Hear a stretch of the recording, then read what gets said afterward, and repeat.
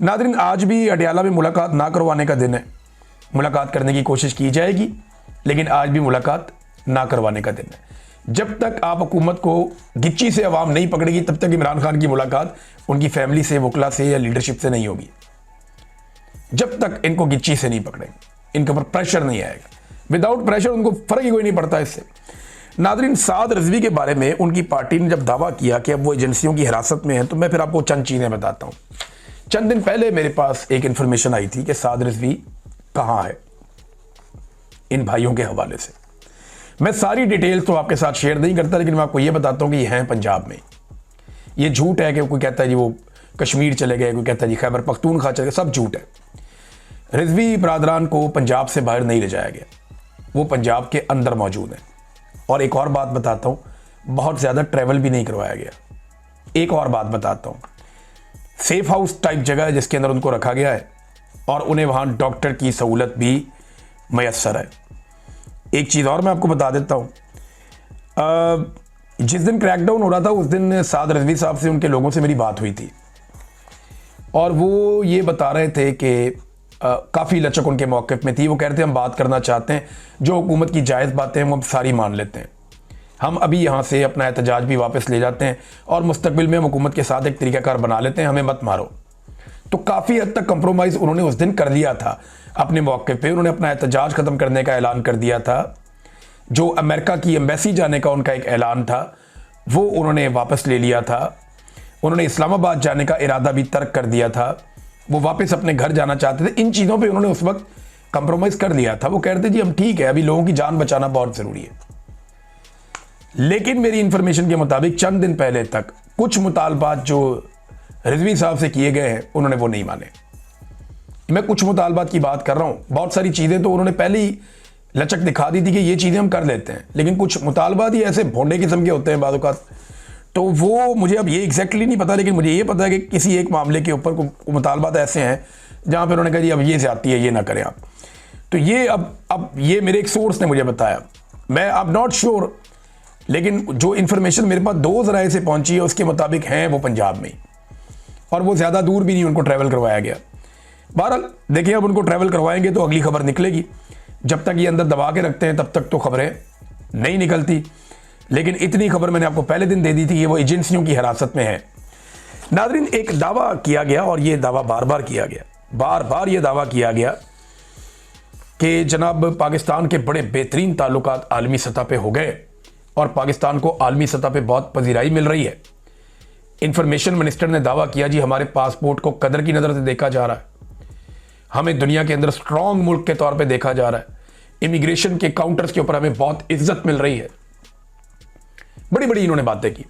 Donald Trump ने बुलवाया अपने पास, और जिस तरह इन्होंने उनकी तारीफें की, इन्होंने बहुत दावे किए। शहबाज शरीफ ने वो वज़ीर आज़म बने तो 2025 में उन्होंने लगभग 2 महीने महंगे तरीन दौरों में पाकिस्तान से बाहर गुजारे।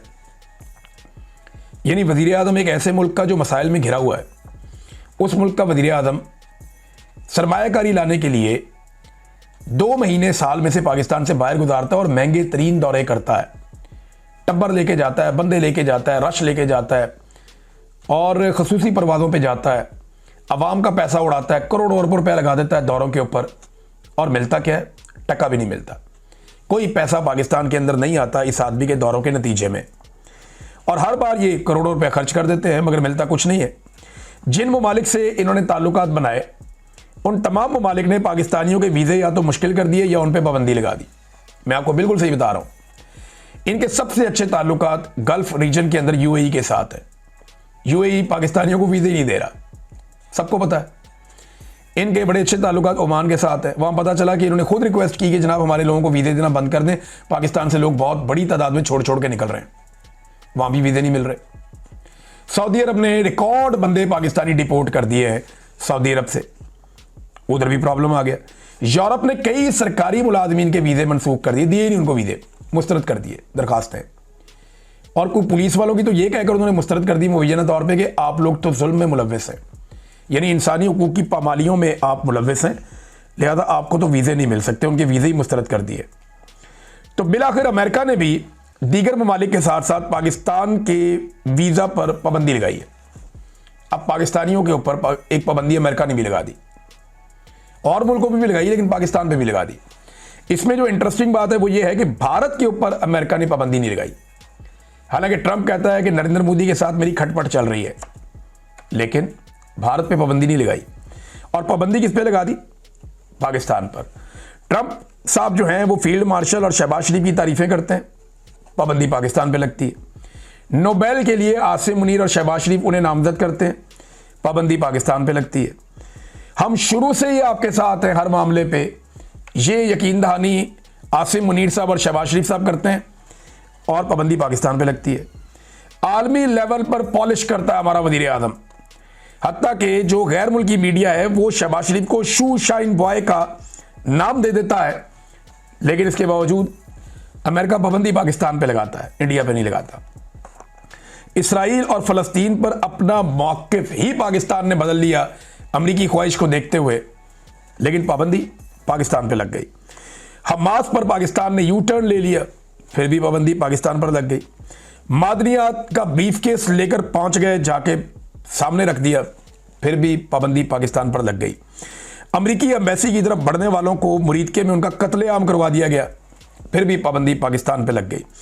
दिन रात खुशामद की, हत्ता कि अमरीकी ज्यूश कांग्रेस से भी, उनके जो चेयरमैन हैं उनसे भी जफियां डाल ली, लेकिन पाबंदी भारत पे नहीं, पाकिस्तान पे लग गई। हम अमरीकी असला रिकवर करने की अफगानिस्तान में और हमास से उसको गैर मुसल्लह करने की अर्जियां अमेरिका को डाल रहे हैं, लेकिन इसके बावजूद अमेरिका पाबंदियां पाकिस्तान पे लगा रहा है। ये है इनकी टोटल औकात, और ये है इनकी टोटल खारजा पॉलिसी और उसकी कामयाबी। जब इमरान खान साहब से मोहम्मद बिन सलमान ने पूछा ना कि आपको क्या चाहिए, उसने कोई जाती चीज नहीं मांगी। उसने नहीं कहा कि मेरे आर्मी चीफ को सपोर्ट करो, इसको एक्सटेंशन देनी है या इस्तिस्ना देना, ये नहीं किया। इमरान खान ने यह नहीं कहा कि मेरे मुखालिफिन को कुचलने में मेरी मदद करो या मेरी इंसानी हकूक की पामालियों के ऊपर आप आंखें बंद रखो, नहीं। इमरान खान ने कहा कि मेरे लोग आपकी जेलों में कैद हैं, मेरे पाकिस्तानी जो आपके मुल्क में हैं उनका एहसास करो, उनका ख्याल करो।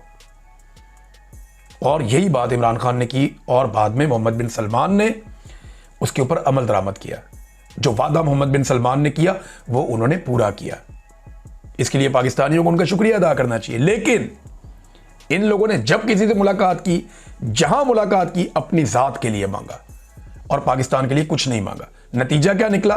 पाकिस्तान को टके का फायदा नहीं हुआ, पाकिस्तान में कोई सरमायाकारी नहीं आई, पाकिस्तानियों के वीज़ों के ऊपर पाबंदियां लग गई, पाकिस्तानियों के वीज़े मुश्किल तरीन हो गए और दुनिया के मुल्क अब नहीं दे रहे। अब तक के लिए इतनी, अपना ख्याल रखिएगा, अपने इस चैनल का भी। अल्लाह हाफ़िज़।